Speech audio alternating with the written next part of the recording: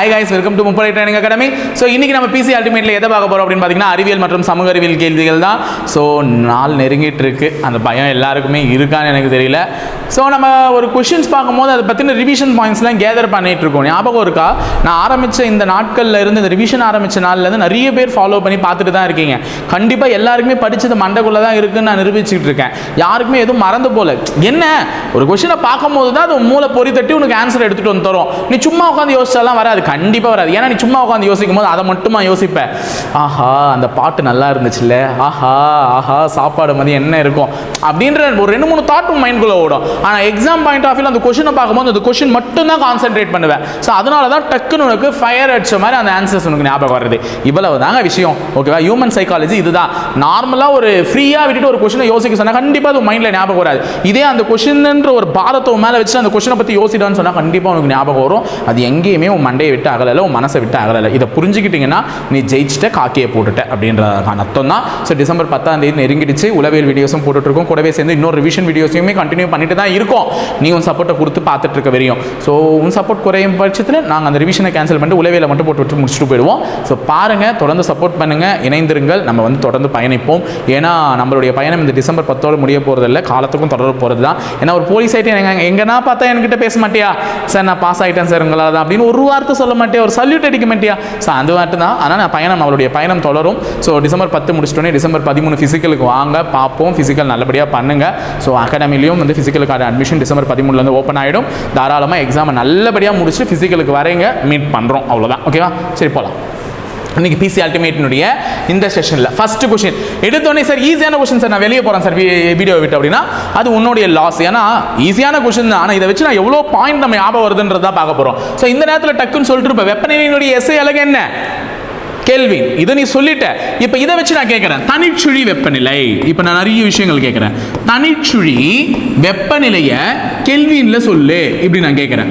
இப்போ வெப்பநிலையை நான் பார்க்கும்போது அந்த வெப்பநிலை ரிலேட்டடாக சில விஷயங்களே எனக்கு ஞாபகம் வரணும். தனிச்சுழி வெப்பநிலை வந்து 0 கெல்வின். Okay okay 0 kelvin. அப்போ தனிச்சுழி வெப்பநிலையை 0 கெல்வின் சொல்லிட்டேன்.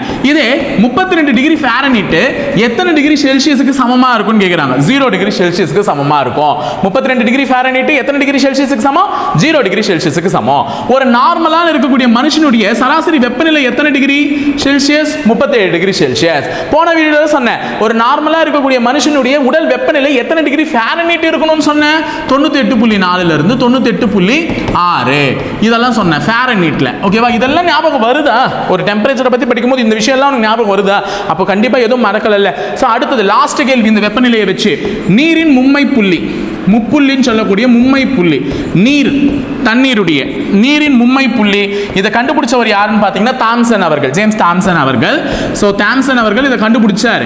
ஸோ இந்த நீரின் மும்மை புள்ளியின் மதிப்பு என்னன்னு பார்த்தீங்கன்னா 1.273.16. ஓகேவா? 1.273.16.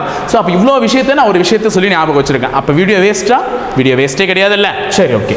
ஓகேவா? அடுத்தது ரெண்டாவது கேள்வி, நைட்ரஜனை கண்டறிந்தவர் யார்? நைட்ரஜனை கண்டறிந்தவர் யார்?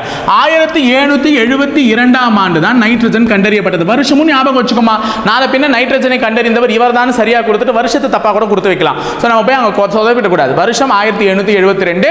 நைட்ரஜனை கண்டறிந்தவர் வேறு யாரும் அல்ல, ரூதர்ஃபோர்ட் அவர்கள் தான். அப்ப ஜே தாம்சன் அவர்களால் கண்டறியப்பட்டது என்ன அப்படின்னு பார்த்தீங்கன்னா எலக்ட்ரான். ஜே தாம்சன் அவர்களால் கண்டறியப்பட்டது என்ன? எலக்ட்ரான். இப்போ நான் ஒன்று கேட்டு போறேன், இந்த மேண்டலீவ்ன்றவர் யாரு? இந்த டோபர்னீர் என்றவர் யாரு? ஸோ இது ரெண்டுமே எனக்கு வந்து கமெண்ட் பாக்ஸில் கமெண்ட் பண்ணிட்டு போங்க. மேண்டலீவ் யார்? மேண்டலீவ் யார்? டோபர்னீர் அப்படின்னு சொல்லிட்டு கமெண்ட் பண்ணிட்டு போங்க. ஓகேவா? மூணாவது கேள்வி, தவறான இணையை தேர்ந்தெடுன்னு சொல்றாங்க. வெப்பநிலையின் எஸ்ஐ அலகு கெல்வின். இப்பதான் நம்ம பார்த்தோம், வெப்பநிலையின் எஸ்ஐ அலகு வந்து கெல்வின். இது சரியான ஒன்று தான், தவறானது கிடையாது. அதே நீரின் கொதிநிலை எத்தனை டிகிரி செல்சியஸ்? 100 degree Celsius. அப்போ மேலேயும் கரெக்டாக இருக்கு, கீழேயும் கரெக்டாக இருக்கு. இப்போ உள்ள போய் பார்க்க வேண்டியதுதான். ஒரு மனிதனுடைய சராசரி உடலின் வெப்பநிலை டிகிரி செல்சியஸ் சொல்லும்போது 37 டிகிரி செல்சியஸ். அப்போ மூணுமே சரியா தான் இருக்கு. அந்த மூணுமே சரியா இருந்த ஒரு காரணத்தினால தவறா இருக்கக்கூடியது யாருன்னு பாத்தீங்கன்னா அழுத்தப்பட்ட சமையற்கலனில் உள்ள வெப்பநிலை. அதாவது பிரஷர் குக்கர்ல இருக்குல்ல தண்ணி தன்னுடைய முழு கொதிநிலையை அடைஞ்சாலே அது 100 டிகிரி செல்சியஸ் தான் நம்ம சொல்றோம். அப்போ பிரஷர் குக்கர்ல கொதிநிலையை காட்டிலும் இன்னும் அதிகமா இருக்கும். அங்க 100 டிகிரி செல்சியஸ் இருக்காது. எத்தனை டிகிரி செல்சியஸ் இருக்கும்? 120 டிகிரி செல்சியஸ் இருக்கும். அப்ப அழுத்தப்பட்ட சமையற்கலனில் உள்ள வெப்பநிலை எவ்வளவு இருக்கும் பாத்தீங்கன்னா 120 டிகிரி செல்சியஸ். அதனால தான் பிரஷர் குக்கர் வெடிச்சு செதறது. அடுத்தது தவறான இணையை தேர்ந்தெடுக்கன்னு சொல்லியிருக்காங்க. அனல் மின் நிலையம் நெய்வேலியில் இருக்கு. ஆமா, நெய்வேலி அனல் மின் நிலையம் கேள்விப்பட்டிருக்கு. இப்போ கூட ரீசெண்டா இஷ்யூஸ்லாம் நடந்தது. அப்போ அது சரியா தான் பொருந்திருக்கு. நீர்மின் நிலையம் மேட்டூர், மேட்டூர்னாலே டேம் தண்ணி இருக்கும், அப்போ அங்கே நீர் இருக்கும், நீர்மின் நிலையம் தான் இருக்கு. அப்போ இதுவுமே சரியா தான் பொருந்திருக்கு. அணுமின் நிலையம் கூடங்கூட அணுமின் நிலையம் இதுவுமே சரியா தான் பொறுத்திருக்கு. அப்போ இது எல்லாமே சரியா பொருந்தனால காற்றாலைகள் இருக்கக்கூடிய இடம் எண்ணூர் கிடையாது. ஏன்னா எண்ணூர்ல என்ன இருக்குன்னு பார்த்தீங்கன்னா துறைமுகம் இருக்கு. எண்ணூர்ல என்ன இருக்கு? துறைமுகம் இருக்கு. அப்ப காற்றாலைகள் அதிகம் இடம் இருக்கக்கூடிய ஒரு இது என்னன்னு பார்த்தீங்கன்னா நல்ல ஞாபகம் வச்சுக்கோங்க. ஆரல்வாய்மொழி, கன்னியாகுமரி மாவட்டத்தில் உள்ள ஆரல்வாய்மொழி மற்றும் முப்பந்தல். முப்பந்தல் இந்த ரெண்டு விஷயத்துல இருக்கு காற்றாலைகள் அதிகமா. இப்போ நான் ஒரு கொஸ்டின் கேட்டு போறேன். ராமநாதபுரம் மாவட்டம் கமுதி அப்படின்னு சொல்லிட்டு ஒரு விஷயம் படிச்சிருப்பீங்களே, அது எதுக்கு படிச்சீங்க, ஏன் படிச்சீங்க? அதை மறக்காம கமெண்ட் பாக்ஸ்ல கமெண்ட் பண்ணிட்டு போ. இதெல்லாம் தெரிஞ்சிச்சுன்னா நீங்க மனசை விட்டு எந்த பதிலும் அகலன்றதை ஞாபகம் வச்சுக்கோங்க. அடுத்தது இரும்பு துருப்பிடிப்புதல் என்பது என்ன வகையான மாற்றம் அப்படின்னு சொல்லிட்டு கேட்கறாங்க. அது ஒரு மீள் மாற்றமா, மீளா மாற்றமா, வேதியியல் மாற்றமா, இயற்பியல் மாற்றமானா? இரும்பு என்றாலே ஃபெரஸ், அதோட தண்ணீரும் ஆக்சிஜனும் வினை புரிந்துதான் இந்த இரும்பு துருப்பிடித்தல் என்ற ஒரு நிகழ்வே நடக்கிறது. ரஸ்டிங் ஆஃப் அயன் அப்படின்னு சொல்லுவாங்க. அப்ப இங்க ஒரு கெமிக்கல் ரியாக்ஷன் நடக்குது. தண்ணீரில் இருக்கக்கூடிய ஹைட்ரஜன், ஆக்சிஜன் மற்றும் காற்றில் இருக்கக்கூடிய ஆக்சிஜன்கள் வினையில் புரிகிறது. அப்ப அங்க நடைபெறுவது என்ன மாற்றம்? வேதியியல் மாற்றம். ஆறாவது கேள்வி, பின்வரும் கூற்றுகளில் சரியானவை எவன் கேட்கிறாங்க. பொருளில் உள்ள பருப்பொருட்களில் அளவு நிறை எனப்படும். ஒரு பொருள்ல உள்ள பருப்பொருள், இப்போ இது வச்சுக்கிறேன்னு வச்சுக்கோங்க. இதுல இருக்கக்கூடிய இந்த பருப்பொருள் இதுல எவ்வளவு இருக்கோ அதுதான் வந்து நிறை. நிறைனா வந்து weight. அப்போ ஒரு பொருளில் உள்ள பருப்பொருட்களுடைய நிறை தான் என்னது? நிறை எனப்படும். அப்ப முதல் வந்து சரிதான். அடுத்தது நிறையின் மேல் செயல்படும் புவியீர்ப்பு விசை எடையாகும். இப்ப எடை தான் weight, நிறைன்றது மாஸ். சாரிமா, நிறைன்றது மாஸ், எடைன்றது தான் weight. அப்போ அந்த மாஸ், இப்போ நம்ம ஒரு இது இருக்குன்னா நான் வந்து இங்கே நிற்கிறேன், ஒரு ஸ்டேபிளாக நிற்கிறேன்னா காரணம் வந்து கிராவிடேஷனல் ஃபோர்ஸ், புவியீர்ப்பு விசை. புவியீர்ப்பு விசை இல்லைன்னா நம்ம என்ன பண்ணுவோம்? அப்படியே மிதக்க ஆரம்பிச்சிடும். ஓகேவா? ஸோ அப்போ புவியீர்ப்பு விசை இருப்பதின் ஒரு காரணமாகத்தான் நான் வந்து இங்கே ஊன்றி நிற்க முடிகிறது. அதனால அதுதான் எடை, என்னுடைய எடை வந்து இங்கே நிற்க வைக்குது. ஸோ அதுவுமே சரி. அப்போ 1 மற்றும் 2 ரெண்டுமே சரி. இந்த கூற்றுகள் எல்லாம் சரியா படிச்சுக்கோங்க. நான் ஒரு மாதிரி அழிச்சும் காமிச்சிடுறேன். என்ன சொல்லியிருக்காங்க? பொருளில் உள்ள பருப்பொருளின் அளவு தான் என்னது? நிறை. அப்போ ஒரு பொருளில் இருக்கக்கூடிய பருப்பொருளின் அளவு நிறை. அந்த நிறையின் மீது செயல்படும் ஒரு புவியீர்ப்பு விசை தான் என்னன்னு சொல்றாங்கன்னு பாத்தீங்கன்னா எடை, weight சொல்றாங்க. ஓகேவா? சோ அடுத்தது 7வது கேள்வி, பின்வரும் கூற்றுகளில் சரியானவை எது அல்லது எவைன்னு கேக்குறாங்க. இயற்கையில் கிடைக்கக்கூடிய ஒரு மிருதுவான நிறமற்ற பொருள் ஜிப்சம். ஜிப்சத்துக்கு வாய்ப்பாடு என்னன்னு கூட நம்ம பார்த்துட்டோம் ஆல்ரெடி. கால்சியம் சல்ஃபேட் டைஹைட்ரேட் அப்படின்னு சொல்லிட்டு ஒரு வாய்ப்பாடும் பார்த்திருப்போம். இது எதை குறிக்கிறது என்றால் ஜிப்சத்தை குறிக்கிறதுன்னு சொல்லியிருப்போம். ஸோ அது இயற்கையில் கிடைக்கக்கூடிய ஒரு மிருதுவான நிறமற்ற பொருள் அப்படின்னு சொல்லியிருக்காங்க. ஆமாம், சரி. அப்ப நிறமற்ற பொருள் தான் என்னது? ஜிப்சம். இது சிமெண்டை கெட்டிப்படுத்தும் நேரத்தை என்னப்படுத்துதான்? தாமதப்படுத்துதான். ஸோ ஜிப்சத்தினுடைய முக்கிய பயன்பாடே அதுதான். சிமெண்ட் கெட்டிப்படுற நேரத்தை என்னப்படுத்தும்? டிலே பண்ணும். ஸோ சிமெண்ட் கலக்கி வச்ச உடனே கெட்டி ஆயிடுச்சுன்னு வச்சுக்கோ, எடுத்து பூசுறதுக்குள்ள என்னடா கெட்டி ஆயிடுச்சு, தண்ணியை ஊத்து, திருப்பி தண்ணி ஊத்து அப்படி நான் பண்ணிட்டு இருப்போம். அப்ப அந்த கெட்டி படுற நேரத்தை கொஞ்சம் நேரம் டிலே ஆக்கிறதுக்காக தான் பண்றாங்க. நீ எடுத்து பூசுற வரையுமாவது அது இருக்கணும். ஸோ அதனால அதுவுமே சரி. ஸோ 1 மற்றும் 2 சரி என்பதுதான் இதற்கும் சரியான விடை. அடுத்தது 8வது கேள்வி, கீழ்கண்டவற்றுள் எது நற்கடத்தி? நற்கடத்தி மீன்ஸ் குட் கண்டக்டர். கடத்தினாலே மின்சாரத்தை கடத்தக்கூடாது, மனுஷன் இல்லமா மின்சாரத்தை. அப்ப மின்சாரத்தை கடத்தக்கூடியது எது சிறந்த நற்கடத்தி அப்படின்னு பாத்தீங்கன்னா வெள்ளி. வெள்ளியினுடைய இது வந்து சிம்பிள் வந்து Ag. ஓகேவா? ஸோ வெள்ளி தான் வந்து மின்சாரத்தை கடத்தும். இந்த மரக்கட்டையும் மின்சாரத்தை கடத்தாது. நெகிழினா பிளாஸ்டிக், அழிப்பானா ரப்பர், இது எதுவுமே மின்சாரத்தை கடத்தாது. அப்ப மின்சாரத்தை கடத்தக்கூடிய ஒரு பொருள் என்ன? வெள்ளி. அது ஒரு நல்ல நற்கடத்தி. மற்றதெல்லாம் எதுக்கு உதாரணம் பார்த்தீங்கன்னா காப்பான்களுக்கு உதாரணம். இதே குறைக்கடத்திகள் அப்படின்னு சொல்லுவாங்க. குறைக்கடத்திகள் எதுனா குறைவாக மின்சாரத்தை கடத்துங்க. ஓகேவா? இவங்க வந்து காப்பான்லையும் சேர மாட்டாங்க, கடத்திகள்லையும் சேர மாட்டாங்க. அதனால தான் அவங்க பேர் குறைக்கடத்திகள். இதுக்கு வந்து பெஸ்ட் எக்ஸாம்பிள் என்னன்னு பார்த்தீங்கன்னா சிலிக்கான், ஜெர்மானியம் போன்றது வந்து பார்த்தீங்கன்னா குறைக்கடத்திகளுக்கு ஒரு மிக சிறந்த எக்ஸாம்பிள். அடுத்தது, பின்வரும் கூற்றுகளில் சரியானது எதுன்னு கேட்கிறாங்க. ஒரு முறை மட்டுமே பயன்படுத்தக்கூடிய மின்கலத்தை முதன்மை மின்கலம் என்று அழைக்கப்படுவர். முதன்மை அப்படின்னாலே பிரைமரி செல்ஸ். நம்ம பேட்டரிக்கெல்லாம் யூஸ் பண்றோம்லமா, இப்போ கிளாக் ஓடல, கடிகாரம் ஓடல, அங்கே வந்து நாங்கள் என்ன பண்ணுறோம், ஒரு செல்லு போடுறேன். அந்த செல்லு வந்து தீந்துருச்சு அப்படின்னு அந்த செல்லு என்ன பண்ணுறேன், திருப்பி போய் சார்ஜ் போட்டுட்டு வந்து போடுறேன்னா கிடையாது, அப்படியே தூக்கி போட வேண்டியது தான். ஏன்னா அதெல்லாம் ஒரு முறை மட்டுமே பயன்படுத்தப்படும். அதெல்லாம் பிரைமரி செல்ஸ், அவ்வளோதான். ஒரு முறை மின்சாரத்தை ஸ்டோர் பண்ணாங்கன்னா அது அதனுடைய பவரை இழந்துருச்சுன்னா அது அதுக்கப்புறம் வேஸ்ட் தான். ஸோ அது பிரைமரி செல்ஸ். அப்போ ஒரு முறை மட்டுமே பயன்படுத்தக்கூடிய மின்கலத்தை என்னன்னு சொல்லுவாங்க, முதன்மை மின்கலம் எனப்படும் அப்படின்னு சொல்றாங்க. கரெக்ட். மீண்டும் மீண்டும் மின்னேற்றம் செய்ய இயலாத மின்கலன்கள் முதன்மை மின்கலன் ஆகும். இங்க சொன்னதையே தான் அப்படியே ரிவீட் பாயிண்டா வச்சிருக்காங்க. மறுபடியும் உன்னால சார்ஜ் போட முடியாத ஒரு செல்லை என்னன்னு சொல்லுவாங்க, பிரைமரி செல்ஸ்னு சொல்லுவாங்க. அப்ப அதுவுமே சரிதான். அப்போ 1 மற்றும் 2 ரெண்டுமே சரி. அடுத்து 10வது கேள்வி, பொறுத்துக. தங்கத்தின் தூய்மை தங்கத்தினுடைய தூய்மை எதை வச்சு மெஷர் பண்ணுவாங்க? கேரட். இத்தனை கேரட் தங்கம் 22 கேரட் 24 கேரட்னு சொல்றோம்ல, அப்ப தங்கத்தின் தூய்மை வந்து கேரட்டை வச்சு மெஷர் பண்ணுவாங்க. சாப்பிடுற கேரட் இல்லமா தங்கத்தை கேரட். ஓகேவா? அப்போ ஏவுக்கு வந்து 2 பி ஆப்ஷன்ல தான் இருக்கு. அப்ப பாக்கி இருக்கக்கூடிய 3 ஆப்ஷனுமே தப்பு. ஓகேவா? துணி துவைக்கும் இயந்திரம் எந்த முறையில் இயங்குறது? மைய விலக்கு விசை, மைய விலக்கு முறை சரியாக வருது. தயிரிலிருந்து வெண்ணெய் எப்படி எடுப்ப? கடைவ. தயிரிலிருந்து வெண்ணெய் வந்து கடைதல் முறையில் எடுப்பாங்க. குடிநீரில் உள்ள மாசுக்களை நீக்குதல், அப்ப ரிவர்ஸ் ஆஸ்மோசிஸ். ஆர்ஓ போட்டாச்சா வீட்டுக்குன்னு கேட்பீங்கல்ல, ரிவர்ஸ் ஓஸ்மோசிஸ். ஓகேவா? அப்ப அதுக்கு ஏ. ஸோ எதிர் ஜவ்வூடு பரவல். அப்ப குடிநீரில் உள்ள மாசுக்களை நீக்க பயன்படுவது எதிர் ஜவ்வூடு பரவல். தயிரிலிருந்து வெண்ணெயை பிரித்து எடுக்க பயன்படுவது கடைதல். துணி துவைக்கும் இயந்திரத்தில் உள்ளது மைய விலக்கு முறை. தங்கத்தின் தூய்மையை அளவிடுவது கேரட். ஓகேவாமா? அடுத்தது 11வது கேள்வி. தமிழ்நாட்டில் அனல்மின் நிலையம் காணப்படும் இடம் எதுன்னு கேட்குறாங்க. அனல்மின் நிலையம் எங்கம்மா இருக்கு? இப்பதான் சொல்லிட்டு வந்தேன். அணுமின் நிலையம் எங்க இருக்கு? அனல்மின் நிலையம். வித்தியாசம் தெரிஞ்சுக்கோ. இது அனல், இன்னொன்னு அணு. ஓகேவா? சோ அனல்மின் நிலையம் இருப்பது நெய்வேலி. நெய்வேலி அனல்மின் நிலையம். அணுமின் நிலையம் இருப்பது எங்க? நீங்களே சொல்லிட்டு இருப்பீங்க அந்த நேரத்துக்கு, அம்மா இதுக்கு வேஸ்டா சொல்லணும். அடுத்தது பொறுத்துகல இந்த இதை கொடுத்துருக்காங்க. சிமெண்ட் அப்படின்னாலே போர்ட்லேண்ட். சிமெண்ட் அப்படின்னாலே என்னது? போர்ட்லேண்ட். அகைன் டி வருது. ஸோ டி வர மாதிரி இருக்கக்கூடிய ஒரே ஆப்ஷன் ஏ. அப்போ இவங்க தப்பு, இவங்க தப்பு, இவங்க தப்பு. ஓகேவா? அப்போ ஜிப்சத்தின் வாய்ப்பாடு என்னன்னா கால்சியம் சல்ஃபேட் டைஹைட்ரேட். இது வந்து புள்ளி. ஆக்சுவலா இங்க பாருங்களேன், கால்சியம் இதனுடைய இந்த பேரெல்லாம் ஞாபகம் வச்சுக்கோங்க. நாலு பேர் இப்படி கூட இருக்கலாம்ல. Calcium sulphate dihydrate. அங்க 2ன்னு வந்துச்சுனாலே அது டை. ஓகேவா? சோ அப்ப ஜிப்சத்தினுடைய வாய்ப்பாடு CaSO4.2H2O. இதே எப்சம் என்னன்னு பாத்தீங்கன்னா மெக்னீசியம் சல்ஃபேட் எப்டாஹைட்ரேட். ஓகேவா? 7ன்னு வந்துச்சுன்னா எப்டா மெக்னீசியம் இதே சல்ஃபேட் ஹெப்டான் வரும். ஹெப்டா இதே ஹைட்ரேட். ஓகேவா? 7 வந்துச்சுன்னா ஹெப்டா. இதே பாரிஸ் சாந்து, பிளாஸ்டர் ஆஃப் பாரிஸ்ன்னு சொல்லுவாங்க. பாரிஸ் சாந்து அதே கால்சியம் சல்ஃபேட். இந்த ஃபார்ம்ல அப்படியே வரணும். இந்த டைன்ற வார்த்தைக்கு பதிலாக அங்க ஹெமி ஹைட்ரேட் அப்படின்னு போடுவாங்க. ஏன்னா அரனா ஹெமி. ஓகேவாமா? ஸோ இதுதான் வந்து அதனுடைய வாய்ப்பாடுகள். இப்படியும் இருக்கலாம். நாலு பேர் பேர்களை கவனிச்சு வச்சுக்கோங்க. ஸோ இங்க ஆன்சர் ஆப்ஷன் எதுன்னு பார்த்தீங்கன்னா ஏ.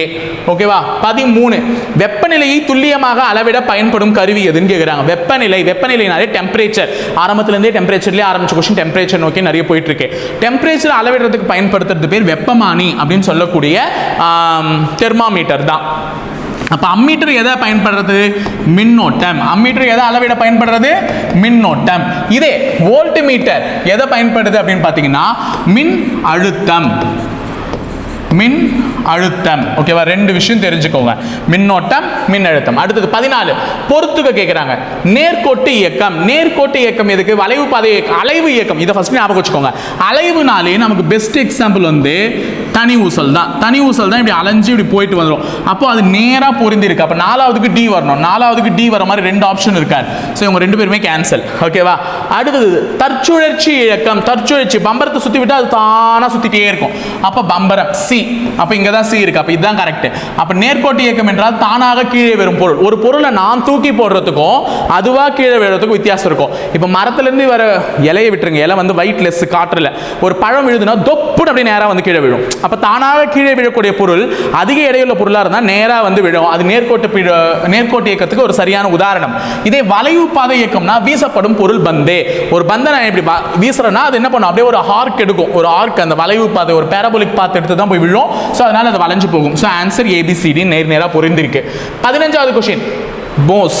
இது வந்து क्वेश्चन உனக்கான क्वेश्चन. டைரக்டா இயர் கேட்டிருக்கேன். இது நீங்க கரெக்ட்டா பண்ணுவீங்க நம்பர் ஆன்சர்ஸ். சோ இது உங்களுக்கான क्वेश्चन. போஸ் ஐன்ஸ்டீன் நிலை எப்பொழுது உறுதி செய்யப்பட்டது? நீங்களே பார்த்திருப்பீங்க. டைப்ஸ் ஆஃப் மேட்டர்ல சாலிட், லிக்விட், கேஸ், அதாவது திரவம், வாயு, அதுக்கு அடுத்தது பிளாஸ்மான்ற ஒரு நிலைக்கு அடுத்தது போஸ் ஐன்ஸ்டீன்றதெல்லாம் படிச்சிருப்பீங்க. இந்த போஸ் ஐன்ஸ்டீன் நிலை எப்பொழுது உறுதி செய்யப்பட்டதுன்னு கேட்டிருக்காங்க. ஸோ அது எந்த வருஷம் உறுதி செய்யப்பட்டதுன்றதை மறக்காம கமெண்ட் பாக்ஸ்ல கமெண்ட் பண்ணிட்டு போயிடு. அடுத்தது ஒரு திடப்பொருள் திரவமாகாமல் நேரடியாக வாயு நிலைக்கு செல்லும் செயல் என்னன்னு கேட்டிருக்காங்க. அப்ப ஒரு திடப்பொருள் வந்து டைரக்டா திரவமாகாமல் எதுக்கு போயிடுதான்? டைரக்டா வாயு நிலைக்கு போகுது. அப்போ இதுதான் ஒரு ஆர்டர். ஆனா இங்க இருந்து டைரக்டா இதுக்கு போறதுக்கு பேர் என்னன்னு பாத்தீங்கன்னா பதங்கமாதல். எக்ஸாம்பிளுக்கு நம்ம யூஸ் பண்ணக்கூடிய ரசகற்பூரம்லாம் சொல்லுவோம்ல, நாப்தலின் பால்ஸ். அதெல்லாம் வந்து சொல்லலாம். ஓகேவா? பதங்கமாதல் நிகழ்வு. அடுத்தது 17வது கொஸ்டின் பொறுத்துக கொடுத்துருக்காங்க. பீனால் என்பது எதனுடன் பொருந்துகிறது அப்படின்னு சொல்லிட்டு கேட்டிருக்காங்க. என்பிகே, எனக்கு தெரிஞ்சு என்பிகேனா முதன்மை ஊட்டச்சத்துக்கள். என்பிகேனா என்னம்மா? நைட்ரஜன், பாஸ்பரஸ், பொட்டாசியம் அப்படின்னு சொல்லக்கூடிய இந்த 3 தான். ஸோ இது வந்து ஒரு முதன்மை ஊட்டச்சத்துக்கள் எல்லாத்துக்குமே. ஸோ அப்போ என்பிகே என்றால் முதன்மை ஊட்டச்சத்துக்கள். 2க்கு பி வரணும். 2க்கு பி வர மாதிரி ஒரே ஆப்ஷன் இதுதான். ஸோ அப்போ இவங்களும் கிடையாது, இவங்களும் கிடையாது, இவங்களும் கிடையாது. அடுத்தது வெங்காயம் தோல்ல என்னதா இருக்கு? புரோபேன் நேராவே இருக்கு.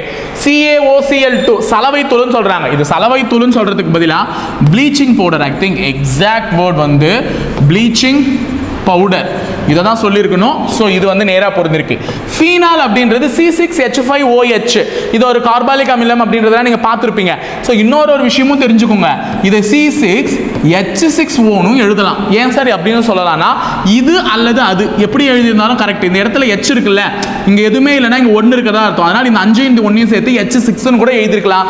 அப்போ C6H6Oனாலும் ஃபீனால் தான், C6H5OHனாலும் பீனால் தான். ஸோ இதுக்கு நேரடியாக பொருந்திருக்கக்கூடியதுனால பி ஆப்ஷன் தான் ரைட்டா இருக்கு. அடுத்தது 18வது கேள்வி, ஒளிச்சேர்க்கையின் போது வெளியிடப்படக்கூடிய வாயு என்ன? ஒளிச்சேர்க்கை எப்போது நடக்கும்? சூரியன் இருக்கும் பொழுது தாவரங்கள் நடத்துவது தான் என்னது? ஒளிச்சேர்க்கை. ஓகேவா? தாவரங்கள் நடத்துவது ஒளிச்சேர்க்கை.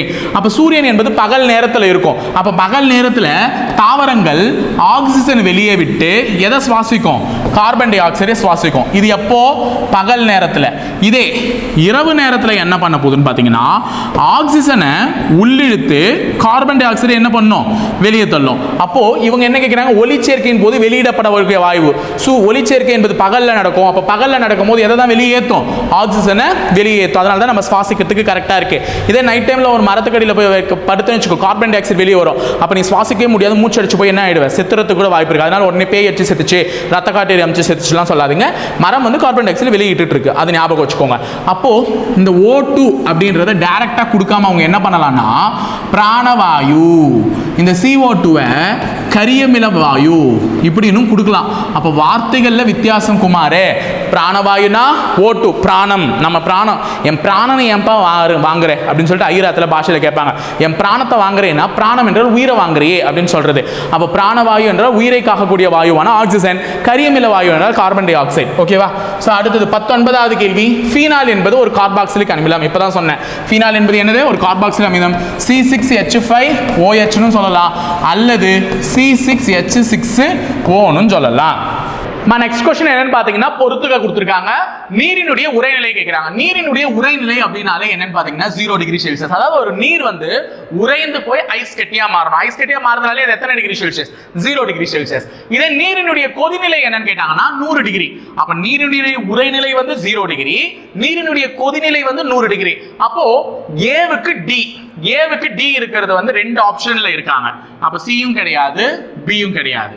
அதே நேரத்தில் சிக்கு வந்து பி இருக்கிறது இந்த ஆப்ஷன் தான். அப்ப இவங்களும் கிடையாது. இது ரெண்டுத்தை வச்சு நான் கொடுத்துட்டேன். அடுத்தது 2 பிரதேசங்கள் கொடுத்துருக்காங்க. ஆப்பிரிக்கா மற்றும் லிபியாவின் உரைநிலை அந்த செல்சியஸும் அண்டார்டிகாவின் மிக குறைந்த வெப்பநிலை என்னன்னு கேட்கிறாங்க. அண்டார்டிகானாலே ரொம்ப பனியா இருக்கும் தெரியும். அப்போ அது 59 டிகிரி செல்சியஸ் வரதுக்கு வாய்ப்பே கிடையாது. 59 டிகிரி செல்சியஸ்னா ஏன்பா 38 டிகிரி செல்சியஸ் காஞ்சாலே ஐயோ கொளுத்துது ஏசி போடுங்க மேன் அப்படின்றீங்க. அங்க 59 டிகிரி செல்சியஸ். அதனால அது வந்து அண்டார்டிகாவுக்கு வரவே வராது. அப்ப அண்டார்டிகாக்கு எதுன்னு பாத்தீங்கன்னா -89, ஆப்பிரிக்காக்கு எதுன்னு பாத்தீங்கன்னா 59 டிகிரி செல்சியஸ். அப்ப இருக்கக்கூடிய இது எதுன்னு பாத்தீங்கன்னா ஏல இருக்கக்கூடிய DCPA தான் கரெக்டான ஆப்ஷன். அடுத்தது நிறைய கேட்ட क्वेश्चन தான். உலக நீர் தினம் எப்பொழுது? மார்ச் 22. அப்ப மார்ச் 20 என்ன?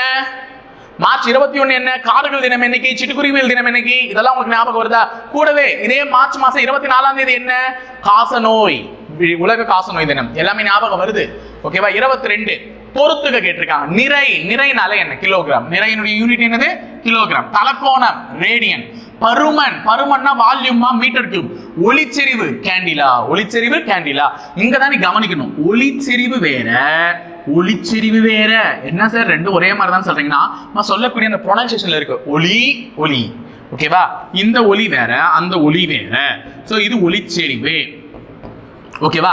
இந்த ஒளிச்செறிவுனா கேண்டிலா, ஏன்னா இது லைட்டை குறிக்குது. அது கீழே இருக்க ஒளினா சவுண்ட். இதை குறிக்கக்கூடிய யூனிட் என்னன்னு பாத்தீங்கன்னா டெசிபல். கிடைக்கக்கூடிய யூனிட் என்ன? டெசிபல். ஃபர்ஸ்ட் இதுக்கு ஆன்சர் முதல்ல முடிச்சுட்டு வந்துருங்க. நிறைக்கு வந்து கிலோகிராம், டி வந்துச்சா, டில தொடங்கக்கூடிய ஒரே ஆப்ஷன் ஏ தான். அப்ப இவங்க எல்லாருமே கிடையாது. ஃபினிஷ். அப்ப பருமன்னா மீட்டர் கியூப்னு சொன்னேன். மீட்டர் ஸ்கொயர்னா என்ன சொன்னேன்? பரப்பளவு. இதெல்லாம் ஞாபகம் வருதா? மீட்டர் ஸ்கொயர் இது எதுக்குன்னு பாத்தீங்கன்னா ஏரியா. ஏரியானா என்னது? பரப்பளவு. அடுத்தது ஒளிச்செறிவுனா கேண்டிலா. ஓகேவா? லைட்டுக்கு. இதே இந்த சவுண்ட்ல வர ஒளிச்செறிவுனா என்ன வரும்? டெசிபல் வரும்.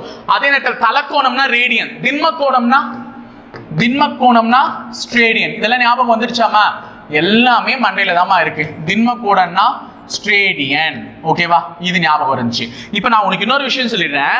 மனிதனால் கேட்கக்கூடிய frequency அதிர்வெண்ணின் அளவு வித்தியாசம் இருக்கு. டெசிபல் வேற, அதிர்வெண் வேற. அப்ப மனிதனால் கேட்கக்கூடிய அதிர்வெண் அப்படின்னு உனக்கு கேட்டிருக்காங்க அப்படின்னா 20 ஹெர்ட்ஸ்ல இருந்து 20,000 ஹெர்ட்ஸ். ஓகேவா? இப்படி போடலாம். இல்லனா இதையே எப்படி கொடுக்கலாம்னா 20 ஹெர்ட்ஸ்ல இருந்து 20 கிலோ ஹெர்ட்ஸ்னு சொல்லலாம்னு சொன்னேன். ஏன்னா இந்த 3 ஜீரோ தான் என்ன பண்ணிருப்பாங்க? சுருக்கி கிலோ ஹெர்ட்ஸ்னு சொல்லியிருப்பாங்கன்னு சொன்னேன். இது வந்து அதிர்வெண். அப்ப மனிதனால கேட்கக்கூடிய டெசிபல் எவ்வளவு? இத சொல்லுங்க. மனிதனால் கேட்கக்கூடிய டெசிபல் எவ்வளவு? டெசிபலுடைய அளவு வேற, அதிர்வெண்ணுடைய அளவு வேற. உனக்கு ஒரு முறை டெசிபலை வச்சுக்குள்ள क्वेश्चन கேட்டிருக்காங்க. எஸ்ஐலயோ பிசிலயோ ஞாபகம் வச்சுட்டு ஒழுங்கா படிங்க. அடுத்து 23. பின்வரும் கூற்றுகளில் சரியானவை எதுன்னு கேட்டிருக்காங்க. மின்சுற்றில் பாயும் மின்னோட்டத்தினை அளவிட பயன்படும் கருவி அம்மீட்டர். நம்ம ஆல்ரெடி பார்த்துட்டோம். மின்னோட்டத்தை தான் எது கண்டுபிடிக்குது? அம்மீட்டர். அப்ப முதல் கூற்று சரி. அடுத்தது, இது மின்சுற்றில் தொடர் இணைப்புகளில் இணைக்கப்பட்டிருக்கும். ஆமாமா, தொடர் இணைப்பு பக்க இணைப்பு நான் ஆல்ரெடி நடத்தும் போது சொல்லியிருப்பேன் பிசி அல்டிமேட்ல ஒரு வீடியோல. சோ இது வந்து தொடர் இணைப்பு. இப்படி தொடர்ச்சியா இணைக்கப்பட்டிருந்தால் அது தொடர் இணைப்பு. இந்த மாதிரி பக்கவாட்டுல இணைக்கப்பட்டிருந்தா அது பக்க இணைப்பு. ஓகேவா? இது பக்க இணைப்பு, இது தொடர் இணைப்பு. நல்ல ஞாபகம் வச்சுக்கோங்க. மின்னோட்டத்தை கண்டுபிடிக்கணும்னா, அதாவது கரண்ட், மின்னோட்டத்தை கண்டுபிடிக்கணும்னா எதுல கண்டுபிடிக்க முடியும்? தொடர் இணைப்புல கண்டுபிடிக்க முடியும். இதே மின் அழுத்தத்தை கண்டுபிடிக்கணும்னா எதுல கண்டுபிடிக்கணும்? பக்க இணைப்புல கண்டுபிடிக்க முடியும். வித்தியாசம் தெரிஞ்சுக்கோங்க. வோல்டேஜ் பேரலல்ல தான் கண்டுபிடிக்க முடியும். Current shunt. ஐயோ, நான் என்னுடைய இதுல சொல்றேன் டேர்ம்ல சீரியஸ். இது ஷண்ட், இது சீரியஸ்னு சொல்லுவோம். கரண்ட்டை வந்து சீரியஸ், அதாவது தொடர் இணைப்புல தான் கண்டுபிடிக்க முடியும். வோல்டேஜ் வந்து பக்க இணைப்புல தான் கண்டுபிடிக்க முடியும். சோ இதுல ஏன்னா கரண்ட் என்பது மாறவே மாறாது. இங்க என்ன கரண்ட் கொடுக்குறீங்க அதே தான் இங்க வரும், அதே தான் இங்க வரும். இங்க வந்து வோல்டேஜ் மாறாது. ஓகேவா? இங்க என்ன வோல்டேஜ் போதோ அதே வோல்டேஜ் தான் எல்லாத்துலயும் போகும். ஓகேவா? அதனால வோல்டேஜ் பேரலல்ல மாறாது. தட் மீன்ஸ் பக்கவாட்டுல. தொடர் இணைப்புல வந்து எது மாறாது? கரண்ட், மின்னோட்டம் மாறாது. அதனால இதுவுமே சரி. அப்போ மின்சாரத்தை கண்டுபிடிக்கக்கூடிய அம்மீட்டர்ல வந்து மின்சுற்றில் தொடர் இணைப்புகளில் இணைக்கப்பட்டிருக்குமானா ஆமாம், தொடர் இணைப்பில் தான் இணைக்கப்பட்டிருக்கும். அதனால both 1 and 2 are correct. அடுத்து 24. வெப்பத்தின் அலகு என்ன? வெப்பத்தின் அலகு ஜூல். நியூட்டன் எதனுடைய அலகு? திசை. ஓகேவா? பார்க்கும்போது ஒரு क्वेश्चन பார்க்கும்போது ஞாபகம் வச்சுக்கோ. அவ்வளவுதான். 25. சலவை இயந்திரம் செயல்படும் தத்துவம் என்ன? மைய விலக்கு விசை. இப்பதான் சார் சொன்னீங்க மைய விலக்கு விசை. ஓகேவா? அப்போ first of science over, second of social science போலாமா? சோஷியல் சயின்ஸ் ஈஸி தான். எந்த மாநிலத்தில் காசிரங்கா தேசிய பூங்கா அமைந்துள்ளது? டக்கு டக்கு டக்கு டக்குன்னு போட்டுருவீங்க. சோ காசிரங்கா தேசிய பூங்கா அமைந்துள்ள மாநிலம் இதுதான். எது? அசாம். அசாம் மாநிலத்துல காசிரங்கா தேசிய பூங்காவை தவிர வேறு சில உயிர்கோள பெட்டகங்களாக கருதப்படக்கூடிய தேசிய பூங்காக்களும் இருக்காது. என்னன்னு பாத்தீங்கன்னா மனாஸ் தேசிய பூங்காவும் எங்கதான் இருக்கு? அசாம்ல. நமேரி அப்படின்னு சொல்லக்கூடிய தேசிய பூங்காவும் எங்கதான் இருக்கு? மனாஸ்ல. அப்ப காசிரங்கான்னு கேட்டா மனாஸ்ன்னு சொல்ற, அசாம்னு சொல்றல. அப்ப மனாஸ் தேசிய பூங்கா கேட்டாலும் அசாம் தான், நமேரி தேசிய பூங்கா கேட்டாலும் அசாம் தான். சோ இது எல்லாமே ஞாபகம் வச்சுக்கோங்க. அசாம். அப்ப ராஜஸ்தான்ல என்ன இருக்குன்னு கேட்டாங்கன்னா ராந்தோம்பூர். எங்க இருக்கு? ராந்தோம்பூர் தேசிய பூங்கா. ராந்தோம்பூர் தேசிய பூங்கா இருக்கு. எங்கன்னு பாத்தீங்கன்னா ராஜஸ்தான்ல. மேற்கு வங்கத்துல அன்னைக்கு தான் நான் சொன்னேன் வங்காள புலிகளை பாதுகாக்கக்கூடிய சுந்தரவன தேசிய பூங்கா இருக்குன்னு சொன்னேன். எங்க? சுந்தரவன தேசிய பூங்கா எங்க இருக்கு? மேற்கு வங்கம். குஜராத்ல என்ன இருக்கு? கீர் தேசிய பூங்கா. இது எதுக்கு பாதுகாப்பா இருக்கும்னு சொன்னேன்? ஏசியா புலிகள், ஏசியன் லயன். ஓகேவா? அதை பாதுகாக்கிறதுக்கு பாதுகாப்பா இருக்கும்னு சொன்னேன். சோ இந்த தேசிய பூங்காக்கள் எந்தெந்த மாநிலத்தில் இருக்குன்றது ஒரு கிளான்ஸ் பார்த்துட்டோம் இந்த ஒரு கொஸ்டின்ல. அடுத்தது, இந்தியாவின் தங்க நாற்கரை சாலையின் நீளம் என்னன்னு கேக்குறாங்க. தங்க நாற்கரை சாலை வந்து இது நான் ஒரு கூற்றா கேட்கிறேன். தங்க நாற்கரை சாலை திட்டம் வந்து 1999 வருடம் மன்மோகன் சிங் அவர்களால், யாரால? மன்மோகன் சிங் அவர்களால் உருவாக்கப்பட்டது. சரியா தவறா? தவறு. ஏன் சார் அப்படின்னா 1999 மன்மோகன் சிங் அவர்களே இல்லை. அப்ப 1999 வாஜ்பாய் அவர்களால் உருவாக்கப்பட்டது. அப்ப வருஷமும் தெரிஞ்சுக்கோ, யாரால உருவாக்கப்பட்டதுன்னு தெரிஞ்சுக்கோ. தங்க நாற்கரை சாலை திட்டம் என்றது டெல்லி, மும்பை, சென்னை, கொல்கத்தா. இந்த தங்க நாற்கரையும் இணைக்கக்கூடியதுதான் என்னன்னு பாத்தீங்கன்னா இந்த தங்க நாற்கரை சாலை திட்டம். இதை 1999 வாஜ்பாயால் நிறைவேற்றப்பட்டது. இதனுடைய நீளம் 5846 kilometre. National highways development programme மூலமாக இந்த திட்டத்தை எடுத்துட்டு வந்தாங்க. National highways development programme. ஓகேவா? 1846. ஓகேவா? அடுத்த क्वेश्चन நேரத்துக்கு சொல்லிட்டு இருப்பேன். இந்தியாவின் உயரமான புவியீர்ப்பு அணை. நான் இது 3வது வீடியோல சொல்ற ரிவிஷன்லே புவியீர்ப்பு அணைன்னு சொல்லிட்டாங்க. பக்ரா நங்கல் எந்த நதி? சட்லஜ் நதி. எங்க? இமாச்சல் பிரதேஷ். அப்போ இப்ப நான் கேட்கறது நீளமான அணை, உயரமான அணை. இது ஏன் நான் சொல்றேன்னா மறுபடியும் இந்த இடத்துல கன்ஃபியூஷன் ஆகியே தீரும். நீளமான அணை எது, உயரமான அணை எது? இங்க கொடுத்திருக்கிற ஹீராகுட் அணை நீளமா உயரமா? ஏன்னா பின்னாடியும் அது இருக்கு, நம்ம சொல்லிடலாம், அங்கேயுமே கிளாரிஃபை பண்ணிடலாம். ஆனா இது ரெண்டு அணையை பத்தி தெளிவா தெரிஞ்சுக்கோ. இப்ப நீ மேட்டூர் அணை எந்த நதியின் குறுக்கே கட்டப்பட்டுள்ளதுன்னு தெரிஞ்சுக்கோ. காவேரியின் குறுக்கே கட்டப்பட்டுள்ளது மேட்டூர் அணை. நாகார்ஜுனா சாகர் அணை எங்க கட்டப்பட்டுள்ளதுன்னா ஆந்திரம். எந்த நதியின் குறுக்கே கட்டப்பட்டுள்ளது?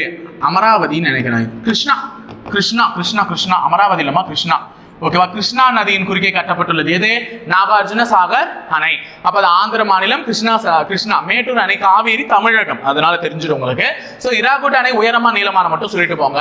அடுத்தது யுனெஸ்கோவால் உயிர்கோள பாதுகாப்பு பெட்டகத்தின் ஒரு அங்கமாக இல்லாதது எதுன்னு கேட்கிறாங்க. முதல்ல உயிர்கோள பாதுகாப்பு பெட்டகங்கள் மொத்தம் எத்தனை இருக்குன்றத நான் ஆல்ரெடி ஒரு வீடியோவும் பண்ணி போட்டிருக்கேன், உங்களுக்கு ஞாபகமும் படுத்திருக்கேன். 18 உயிர்கோள பாதுகாப்பு பெட்டகங்கள் தற்போது வரை இந்தியாவில் அறிவிக்கப்பட்டுள்ளது. எதனால? யுனெஸ்கோவால. இந்த யுனெஸ்கோவின் தலைமையிடம் எங்குள்ளது? பாரிஸ். யுனெஸ்கோவின் தலைமையிடம் எங்குள்ளது? பாரிஸ்ல இருக்கு. சோ இந்த 18 உயிர்கோள பாதுகாப்பு பெட்டகங்களை அறிவித்த யுனெஸ்கோவின் தலைமையிடம் பாரிஸ். இதுல அது எது இல்லைன்னு கேக்குறாங்க. நீலகிரி மலை இருக்குமா? தமிழகத்துல இருக்கு. தமிழகத்துல நீலகிரி மலையும் மன்னா வளைகுடாவும் தான். சோ நீலகிரி மலை எப்பொழுது ஏற்றுக்கொள்ளப்பட்டது என்றால் செஞ்சுரி 2000. அவ்வளவுதான். அகத்திய மலை இருக்கு, கேரளாவில் இருக்கு. பெரிய நிக்கோபாரும் இருக்கு. அப்ப இவங்க மூணுமே இருக்கிறதுனால இல்லாதது யாருன்னு பாத்தீங்கன்னா கட்ச். அப்ப ஒரு பாதுகாப்பு பெட்டகத்தின் ஒரு அங்கமாக இல்லாதது கட்ச்.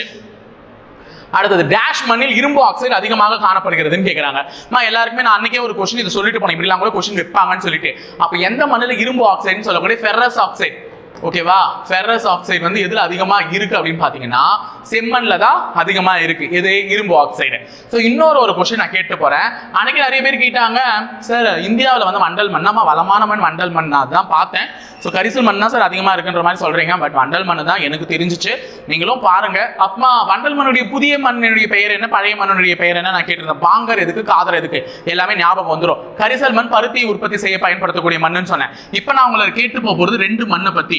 ஒன்னு ரீகர் மண் என்று அழைக்கக்கூடிய மண் எது? ரீகர் மண் என்று அழைக்கக்கூடிய மண் எதுன்னு ஒண்ணு கேட்கிறேன். இன்னொன்னு துருக்கல் மண் என்பது எந்த மண்ணினுடைய பெயர்? இது 2 கேள்விக்கு மறக்காம பதில் சொல்லிட்டு போயிடுங்க. துருக்கல் மண் என்பது எந்த மண்ணினுடைய இன்னொரு பெயர்? ரீகர் மண் என்று அழைக்கக்கூடிய மண் எது? இது 2 கேள்விக்குமே சொல்லிட்டு போங்க. அடுத்தது 31 உலகிலேயே மிக நீளமான அணை எதுன்னு கேட்கிறாங்க. நான் ஆல்ரெடி சொல்லியிருக்கேன், இந்தியாவிலும் இவர்தான் மிக நீளமான அணை. கிட்டத்தட்ட 4.8 கிலோமீட்டர் இருக்குமா இந்த அணையினுடைய நீளம் மட்டுமே. சோ அந்த மாதிரி இருக்கக்கூடிய அணை இப்ப தெரியுதா? யாரு? ஹீராகுட் அணை தான் உலகிலேயே மிக நீளமான அணை அப்படின்னு சொல்லிடுறேன். இந்த கொசின்றது யாருடைய துணையாறுன்னு பாத்தீங்கன்னா கங்கையினுடைய ஒரு துணையாறு. அதையும் ஞாபகம் வச்சுக்கோங்க. அடுத்து 32 காஃபி அதிகம் உற்பத்தி செய்யக்கூடிய மாநிலம் எதுன்னு கேட்கிறாங்க. காஃபினாலே அப்ப அந்த மாநிலத்தின் பேரும் கர்நாடகம். அப்ப காஃபியை அதிகமாக உற்பத்தி செய்யக்கூடிய மாநிலம் கர்நாடகம். இதே டீ கேட்டாங்கன்னா எது வரும்? அசாம். டீ கேட்டாங்கன்னா எது வரும்? அசாம். இந்த டீலையும் சரி காஃபிலையும் சரி 2வது இடத்துல நம்ம தமிழ்நாடு இருக்குன்னு நினைக்கிறேன். I think so. 2வது இடத்துல தான் நம்ம இருக்கோம். முதல் இடத்துல காஃபினா கர்நாடகம், டீனா அசாம். கிட்டத்தட்ட 50% தேயிலை உற்பத்தியை அசாமே பார்த்துக்கிது. நாளைக்கு கூற்று மாதிரி கேட்க போறாங்க. இந்தியாவில் உள்ள 50% தேவையான டீ உற்பத்தியிலே அசாம் மாநிலமே நிறைவேற்றி விடுகிறதானா? சரி. ஏன்னா அது மிக சரி. 50% அவங்க தான் உற்பத்தி பண்றாங்க. அடுத்தது பீகாரின் துயரம் என்று அழைக்கப்படக்கூடிய ஆறு எதுன்னு கேட்கிறாங்க. இப்பதான் நம்ம பார்த்தோம் பீகாரின் துயரம் அப்படின்னு ஒண்ணு கேட்பாங்க. எதுன்னு பாத்தீங்கன்னா கொசி தான். சோ அதே மாதிரி தாமோதர்னு கேட்பாங்க. இந்த தாமோதர் எதனுடைய துயரம்னு பாத்தீங்கன்னா வங்காளத்தின் துயரம். பீகாரின் துயரம் கொசி, வங்காளத்தின் துயரம் தாமோதர். ஓகேவா? எதுலையும் கன்ஃபியூஸ் ஆகாம படிச்சுக்கோங்க. அடுத்தது 34 லிட்டில் ஜப்பான் என்று அழைக்கப்படக்கூடியது எதுன்னு கேட்குறாங்க. ஜப்பான்னாலே ஒரு சுயமா முன்னேறி வந்த ஒரு சுயம்பு மாதிரி, அதாவது நாகாசாகி ஹீரோஷிமான்னு போட 2 குண்டுகளை போட்டாங்க. ஸோ எது லிட்டில் பாய், எது ஃபேட்மேன்?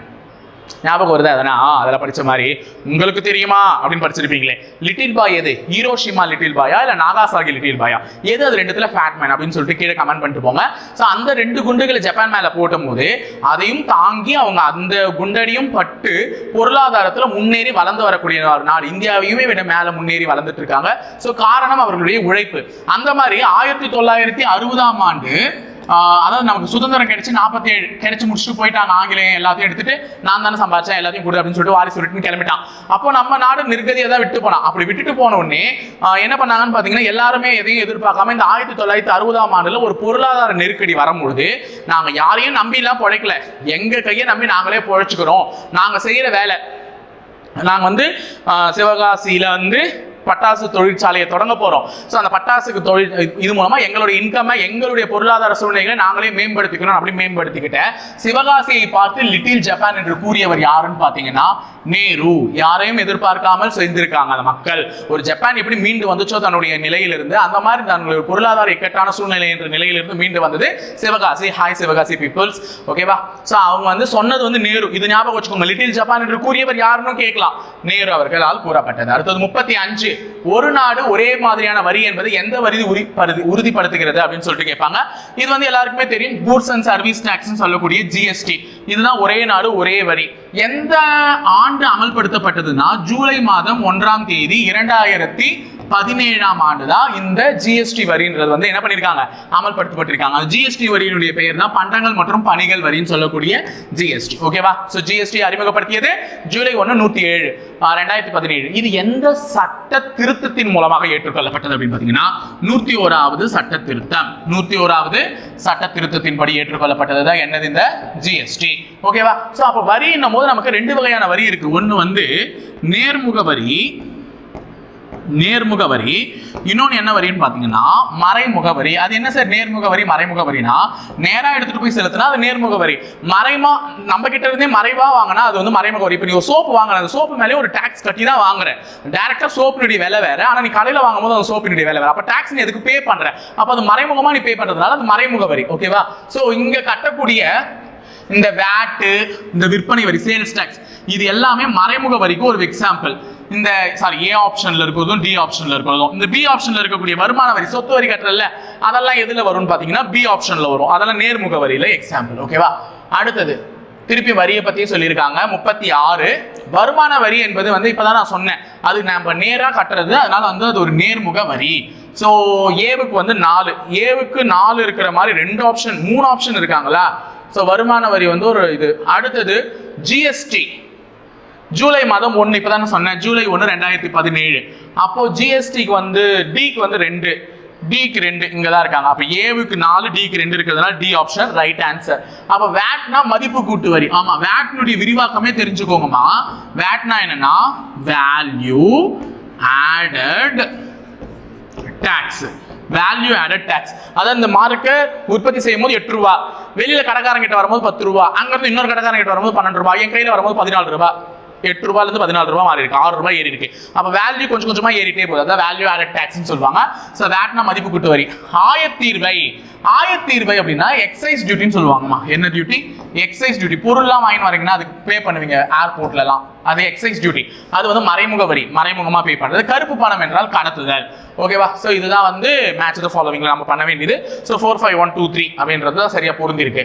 அடுத்து 37 ஆசியாவின் டெட்ராய்ட் என அழைக்கப்படுவது எதுன்றது உங்களுக்கு தெரியும். சோ ஆட்டோமொபைல் மேனுஃபேக்சரிங்ல முன்னாடியா இருக்கிறதுனால தான். ஆட்டோமொபைல்னா பார்ட்ஸ், அந்த காரினுடைய உதிரி பாகங்கள், இதுல முன்னோடியா ஃபர்ஸ்ட் பிளேஸ்ல இருக்கிறதுனால தான் ஆசியாவினுடைய டெட்ராய்ட்னு அவங்க சொல்றாங்க. எதுன்னு பாத்தீங்கன்னா சென்னை தான், நம்ம சென்னை. ஓகேவா? 38 தூத்துக்குடி டேஷ் என அழைக்கப்படுகிறதுன்னு தெரியும். சோ பாண்டியர் காலத்துல முத்து நகரமா இருந்ததுதான் தூத்துக்குடி. முத்து நகரம் அப்படின்னு சொல்லுவாங்க. பாண்டியர் காலத்துல முத்து நகரம் தான் எதுன்னு பாத்தீங்கன்னா தூத்துக்குடி. அப்ப அங்க துறைமுகங்கள்லாம் இருந்து அந்த இறக்குமதி ஏற்றுமதி எல்லாம் வந்து என்ன நடந்துச்சு, அந்த துறைமுகத்தின் வழியாக நடந்துச்சு. அப்போ அது வந்து தமிழ்நாட்டினுடைய என்ன வாயிலாக கருதப்பட்டது அப்படின்னு பார்த்தீங்கன்னா நுழைவு வாயிலாக கருதப்பட்டது. அப்போ தூத்துக்குடி என்பது தமிழ்நாட்டினுடைய நுழைவு வாயில் என்று அழைக்கப்படுகிறது. அடுத்தது 39வது கேள்வி, WTO-வில் தற்போதுள்ள உறுப்பு நாடுகளின் எண்ணிக்கை என்னன்னு கேட்கிறாங்க. WTO-னா world trade organisation, world trade organisation அப்படின்னு சொல்லக்கூடிய WTO 164 உறுப்பினர்களை கொண்ட இந்த WTO ஆனது 1995ஆம் ஆண்டு ஜெனீவாவில் தோன்றியது. ஜெனீவா என்றால் சுவிட்சர்லாந்து. நான் ஆல்ரெடி சொன்னேன், வேர்ல்டு பேங்கை தவிர மற்ற எல்லா வேர்ல்டுன்னு வர்றதும் எங்க தான் இருக்கும், பெரும்பாலும் ஜெனீவால தான் இருக்கும். அன்னைக்கு வேர்ல்டு பேங்கே அவசரத்தில் நியூயார்க்னு சொல்லிட்டு போயிட்டா வாஷிங்டன் டிசின்னு சொல்லியிருந்தீங்க. ஓகே ஃபைன், கரெக்ட் தான். ஸோ வேர்ல்டு ட்ரேட் ஆர்கனைசேஷன் உலக வர்த்தக நிறுவனம் இது எங்க இருக்குன்னு பாத்தீங்கன்னா ஜெனீவால இருக்கு. 1995 உறுப்பினர்கள் எத்தனை? 164. அடுத்தது தமிழ்நாடு ஒருங்கிணைந்த ஊட்டச்சத்து திட்டம் டேஷில் தொடங்கப்பட்டுள்ளது. ஒரு குழந்தைக்கு ஊட்டச்சத்து என்பது மிக மிக அவசியம். சிறு குழந்தை முதலே ஊட்டச்சத்து என்பதை குறைக்கணும். இப்ப கூட வந்து பாத்தீங்கன்னா கவர்மெண்டால பிறக்கக்கூடிய குழந்தைகளுக்கு அனைத்து ஊட்டச்சத்து உள்ள பொருட்களையுமே வந்து ஒரு கிட்டாலாம் தராங்க. ஓகேவா? அப்படி வந்து தமிழ்நாடு ஒருங்கிணைந்த ஊட்டச்சத்து திட்டம் தொடங்கப்பட்ட வந்து 1975. ஓகேவா? 41 தேசிய உணவு பாதுகாப்பு சட்டம் இந்திய நாடாளுமன்றத்தால் நிறைவேற்றப்பட்ட ஆண்டு நல்லா ஞாபகம் வச்சுக்கோங்க. எப்பொழுது நடைமுறைக்கு வந்ததுன்னு சொல்லிட்டு நான் ஒரு கதை சொன்னேன். புரட்சி தலைவி ஜெயலலிதா அம்மா அவர்கள் முதலமைச்சராக இருந்த நவம்பர் மாதம் 1ஆம் தேதி 2016 இந்தியாவிலேயே முதன் மாநிலமாக தமிழகம் அதை கொண்டு வந்தது. எதை? உணவு பாதுகாப்பு சட்டம். எந்த ஒரு பதுக்கலும் இருக்கக்கூடாது அப்படின்னு சொல்லிட்டு. ஆனா நாடாளுமன்றத்தில் நிறைவேற்றப்பட்ட ஆண்டு கேட்கிறாங்க. புரியுதா? நாடாளுமன்றத்தில் மன்மோகன் சிங் அவர்களால் நிறைவேற்றப்பட்டது. அவர் வந்து பிரதமரா இருந்த 2013 தான் இதை நிறைவேற்றிருப்பாங்க. 2013 தான் ஆன்சர். அடுத்தது இந்திய ரிசர்வ் வங்கியின் முதல் அச்சகம் தொடங்கப்பட்ட இடம் எதுன்னு கேட்கிறாங்க.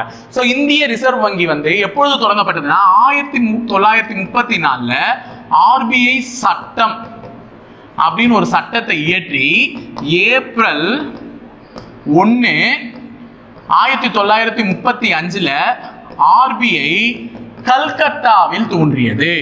RBI கல்கத்தாவில் தோன்றியது. எப்பொழுது? 1935. இது நாட்டுடைமையாக்கப்பட்டது 1949. நாட்டுடைமை, நேஷனலைஸ், நாட்டுடைமையாக்கப்பட்டது. RBI வந்து தேசியமயமாக்கப்பட்டது. நாட்டுடைமைன்றதை விட தேசியமயமாக்கப்பட்டது. இதுதான் வந்து சரியான வார்த்தையா இருக்கும். தேசியமயமாக்கப்பட்டது. RBI தேசியமயமாக்கப்பட்டது 1946. அப்ப முதலில் கல்கத்தாவை தலைமையிடமாக கொண்டு ஆரம்பிக்கப்பட்ட RBI பின்னாடி எதை தலைமையிடமாக ஏற்றுக்கொள்வது என்றால் கல்கத்தா போய் எது வந்துச்சு? மும்பை. அப்போ RBI-யின் தற்போதைய தலைமையிடம் எது? மும்பை. அப்ப RBI-யின் தற்போதைய கவர்னர் யார்? கவர்னர் சக்தி காந்ததாஸ். ஞாபகம் இருக்கா? இதெல்லாம் கேட்பாங்க. சக்தி காந்ததாஸ் அவர்கள். இவர் தான் RBI-யின் 25வது கவர்னர். ஓகேவா? ஆளுநர், RBI-யின் ஆளுநர். அப்போ இதெல்லாம் வந்து உனக்கு கேட்பாங்க. RBI ஹில்டன் யங் கமிஷனால வந்து தோற்றுவிக்கப்பட்டது. இதெல்லாம் உங்களுக்கு தெரியும். ஆனா நமக்கு இங்க கேட்டிருக்க கொஸ்டின் இதை பத்தி எல்லாம் கிடையாது. நான் வந்து ஒரு ஹிஸ்டரி சொல்லிட்டு RBI பத்தி. இப்போ இந்திய ரிசர்வ் வங்கியின் முதல் அச்சகம். அப்ப இந்திய ரிசர்வ் வங்கியின் மொத்தம் எத்தனை அச்சகங்கள் இருக்குன்னா 4 அச்சகங்கள் இருக்கு. அதுல நாசிக் எது இருக்குன்னு எழுதி போட்டுறேன் பாருங்க. நாசிக் ஒன்று இருக்கு, தேவாஸ் ஒன்று இருக்கு, தேவாஸ் 3வது 4வது மைசூர்ல ஒன்று இருக்குன்னு நினைக்கிறேன். மைசூர். இன்னொன்று வந்து சால்பூனி. ஓகேவா? சால்பூனி. இந்த 4 அச்சகங்கள் இருக்கு. நாளைக்கு இந்த 4 அச்சகங்களுடைய எதனால ஒரு பெயரை குறிப்பிட்டு அது எங்க இருக்குன்னு கூட நமக்கு கேட்கலாம். நாசிக் எங்க இருக்குன்னா மகாராஷ்டிரா. நாசிக் எங்க இருக்கு? மகாராஷ்டிரா. தேவாஸ் எங்க இருக்குன்னா மத்திய பிரதேஷ். தேவாஸ் எங்க இருக்கு? மத்திய பிரதேஷ். மைசூர் எங்க இருக்குன்னா கர்நாடகா. மைசூர் எங்க இருக்கு? கர்நாடகா. சால்பூனி எங்க இருக்குன்னா வெஸ்ட் பெங்கால், மேற்கு வங்கம், வெஸ்ட் பெங்கால். இங்கதான் இருக்கு இந்த 4மே. இதுல இந்த மைசூர்ல இருக்கிறது 1996லயும், சால்போனில இருக்கிறது 1996ல ஆரம்பிக்கப்பட்டது. தேவாஸ்ல இருக்கக்கூடிய அச்சகம் 1975ல ஆரம்பிக்கப்பட்டது. நாசிக்ல இருக்கக்கூடிய அந்த அச்சகம் வந்து 1928ல ஆரம்பிக்கப்பட்டது. அப்ப இந்தியாவின் ரிசர்வ் வங்கியின் முதல் அச்சடிக்கம் தொடங்கப்பட்ட இடம் வந்து மகாராஷ்டிராவில் உள்ள நாசிக் 1928. தேவாஸ் வந்து மத்திய பிரதேசம் 1975. மைசூரு மற்றும் சால்போனியில் இருக்கக்கூடிய, அதாவது முறையே வந்து கர்நாடகா மற்றும் மேற்கு வங்கத்தில் இருக்கக்கூடிய அந்த அச்சகங்கள் 1996ஆம் ஆண்டு தொடங்கப்பட்டது. ஓகேவா?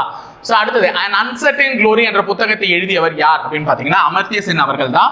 இவர் தான் An Uncertain Glory என்ற புத்தகத்தை எழுதியவர். இவர் நோபல் பரிசு பெற்றிருக்க ஆண்டு என்ன? நோபல் பரிசு பெற்ற ஆண்டு என்ன? பொருளாதாரத்திற்காக நோபல் பரிசு பெற்ற ஒரு இந்தியர்மா, அந்த ஆண்டு என்னன்றதை மறக்காம கமெண்ட் பாக்ஸ்ல கமெண்ட் பண்ணிட்டு போங்க. ஓகேவா? 44 வருமான வரி என்பது எந்த வரி அப்படின்னு கேட்கிறாங்க. வருமான வரி இப்பதான் நானே சொன்னேன், நேரா போய் கட்டுவீங்க சொத்து வரி வருமான வரி, அதனால அதெல்லாம் ஒரு நேர்முக வரிக்கான சிறந்த எடுத்துக்காட்டு. 45 இந்திய மாநிலங்களின் எல்லைகளை மாற்றி அமைக்கும் அதிகாரம் பெற்றவர் அல்லது பெற்ற அமைப்பு எதுன்னு கேட்கிறாங்க. ஸோ இந்தியாவினுடைய எல்லைகள் இப்ப கூட ரீசெண்டா ஒரு 5 வருஷத்துக்கு முன்னாடி நடந்ததுல ஆந்திராவும் தெலுங்கானாவும் என்ன பண்ணாங்க? பிரிச்சாங்க.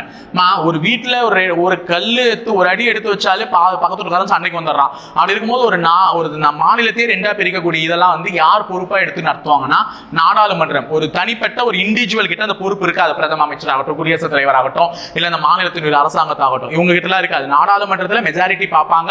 சோ அங்க சொல்லக்கூடிய கருத்துக்களை முன் வச்சுதான் இதெல்லாம் பிரிப்பாங்க. சோ நாடாளுமன்றத்துக்கு தான் அந்த உரிமை இருக்கு. அடுத்தது இந்தியாவின் முதலில் உயர் நீதிமன்றங்கள் தொடங்கப்பட்ட இடங்கள் எதுன்னு கேட்கிறாங்க.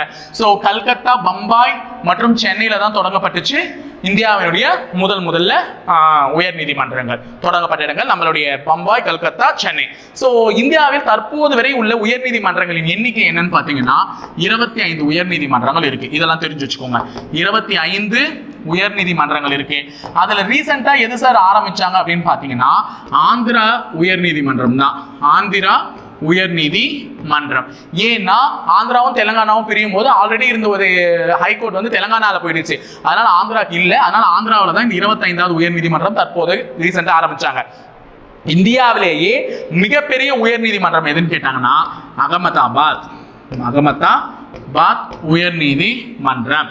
இதுதான் இந்தியாவிலேயே என்னது பெரியது. அப்ப சிறியதுன்னு கேட்கும் பொழுது சிறிய மாநிலமான சிக்கிம் கேட்க மாட்டாங்க. பட் பெரிய உயர் நீதிமன்றம் கேட்பாங்க. அகமதாபாத். எத்தனை உயர் நீதிமன்றம் இப்ப இருக்கு? 25. அதுல 25வது உருவான ரீசெண்ட் எதுனா ஆந்திர பிரதேஷ். அடுத்தது எந்த இரு நாடுகளுக்கு இடையே பஞ்சசீல ஒப்பந்தம் கையெழுத்திடப்பட்டுள்ளது அப்படின்னு சொல்லிட்டு கேட்கிறாங்க. பஞ்ச அப்படின்னாலே 5, சீல அப்படின்னாலே நற்பண்பு. 5 வகையான நற்பண்பு, அதாவது வர்த்தகத்துடன் தொடர்புடைய பொழுது நீ வந்து அந்த இதெல்லாம் எந்த இதையும் பாதிப்படையாத வண்ணம் பண்ணணும் அப்படின்னு சொல்லிட்டு கேட்கிறாங்க. ஸோ இந்தியா மற்றும் சீனா, ஏன்னா திபேத் வந்து பொதுவா இருக்குல்ல நடுவுல, ஸோ அவங்கள வச்சு ஒப்பந்தம் கையெழுத்தாச்சு. ஸோ இந்தியா மற்றும் சீனாவுக்கு தான் பஞ்சசீல ஒப்பந்தம் வந்து கையெழுத்திடப்பட்டுள்ளது. அடுத்தது டேஷ் காலத்தில் இருந்த உள்ளாட்சி அமைப்பு பற்றி உத்திரமேரூர் கல்வெட்டு தெரிவிக்கிறதுன்னு சொல்லிட்டு கேட்கிறாங்க. உத்திரமேரூர் அப்படின்னாலே அது எங்க இருக்கு அப்படின்னு பாத்தீங்கன்னா காஞ்சிபுரம்னாலே உடனே பல்லவர்கள்னு போட்டுறாதீங்க. காஞ்சிபுரத்தில் இருக்கக்கூடிய கல்வெட்டு, அந்த உத்திரமேரூர் கல்வெட்டு யாருடைய புகழை வந்து சிறப்பிக்கும் விதமா இருக்குது? சோழர்களுடைய புகழ்கள். ஏன்னா முதல்ல சோழர்கள் தான் பறந்து ஓங்கி இருந்தது. அதுக்கப்புறம் அதான் பல்லவர்களே வந்ததா சொல்றாங்க. அப்ப சோழர்களை பத்தி சொல்றதுதான். ஸோ குடவோலை சிஸ்டம் சொல்லுவோம்ல, அந்த குடவோலை சிஸ்டம் கூட சோழர்கள் தான். ஓகேவா? குடத்துல ஓலை போட்டு அது எடுக்கிறது, அந்த குடவோலை முறையும் யாரை பற்றி எடுத்தது? அந்த கல்வெட்டுல பத்தி எடுத்தது சோழர்கள் தான். ஸோ இப்போ சிம்பிள் சொல்லாமா? சேரர்கள் என்றாலே என்னது? வில்லம்பு. சேரர்கள் என்றாலே வில்லம்பு. சோழர்கள் புலி, பாண்டியர்கள் மீன். ஓகேவா? பல்லவர்கள் சிங்கம். ஓகே. அடுத்தது 49 எந்த இந்திய மாநிலம் 3 நாடுகளால் சூழப்பட்டுள்ளதுன்னு கேட்கிறாங்க. அப்ப 3 நாடுகளால் சூழப்பட்டுள்ள ஒரு இந்திய மாநிலம் வந்து சிக்கிம் வந்து எதுன்னு பாத்தீங்கன்னா ஒன்னு பூட்டான், இன்னொன்னு நேபாள், இன்னொன்னு சைனா நினைக்கிறேன் ஐ திங்க். ஸோ இந்த 3 நாடுகளால் சூழப்பட்டுள்ள ஒரு மாநிலம் எது? Sikkim. And last and final question, தகவல் அறியும் உரிமை சட்டத்தின்படி தகவலை பெறுவதற்கான கால வரம்பு எத்தனை நாட்கள் அப்படின்னு பாத்தீங்கன்னா 30 நாட்கள். முக்கியமான கொஸ்டின். ஓகேவா? 2005 நினைக்கிறேன் I think. November 12 know something date ஞாபகம் இல்லை. ஆனால் 2005வது வருஷத்தை எடுத்துட்டு வந்தாங்க. ஸோ தகவல் அறியும் RTI right to information act மூலமா ஒரு தகவலை பற்றி நீங்க தெரிஞ்சுக்கிறதுக்கான ஒரு உச்சபட்ச கால வரம்பு வந்து 30 நாட்கள். ஸோ இதை தெரிஞ்சு வச்சுக்கோங்க கைஸ். இன்னைக்கு செஷன் ஈஸியாக போயிருக்கும். ஸோ இதை தொடர்ந்து சப்போர்ட் பண்ணுங்க, இணைந்திருங்கள், தொடர்ந்து பயணிப்போம் முப்படை பயிற்சி மையத்தோட. நன்றி, வணக்கம்.